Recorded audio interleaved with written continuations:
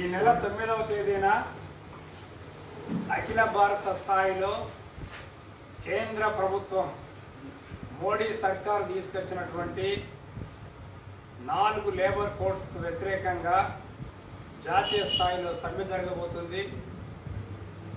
ఈ సమ్మెలో కార్మిక వర్గం అంతా పాల్గొని విజయవంతం చేయాలని సింగరేణి కార్మిక వర్గానికి కార్మిక సంఘాల ఐక్యవేదిక తరఫున విజ్ఞప్తి చేస్తున్నాం.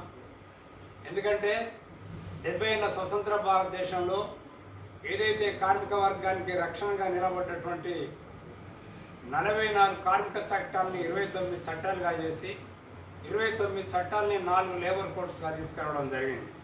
ఈ 4 లేబర్ కోడ్స్ వచ్చినట్టయితే మనం ఇప్పటిదాకా పనిచేస్తున్నటువంటి 8 గంటల పనిదినం పోయి 12 గంటలు అవుతుంది. అదేవిధంగా ఓవర్ టైం అలవెన్స్ అనేటువంటిది ఉండదు, వారాంతపు సెలవులు ఉండయి. ఇప్పటికే వారంలో 70 గంటలు పనిచేయాలనేటువంటి ఒత్తిడిని ఇవాళ బడా పెట్టుబడిదారులు కార్పొరేట్ శక్తులు తీసుకొస్తున్నటువంటి పరిస్థితి. అంతేకాకుండా ముఖ్యంగా ట్రేడ్ యూనియన్ పెట్టుకున్నటువంటి పరిస్థితి ఉండదు.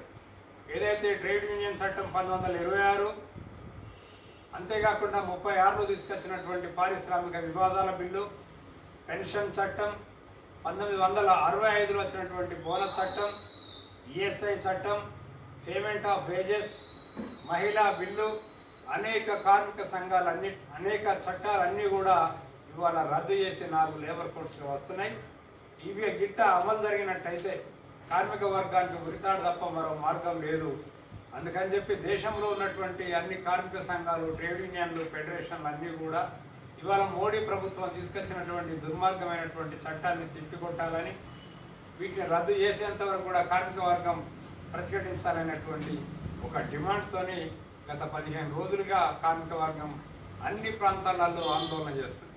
అలాగే సింగరేణిలో కూడా కార్మిక సంఘాల ఐక్యవేదిక గత 15 రోజుల నుంచి కూడా పెద్ద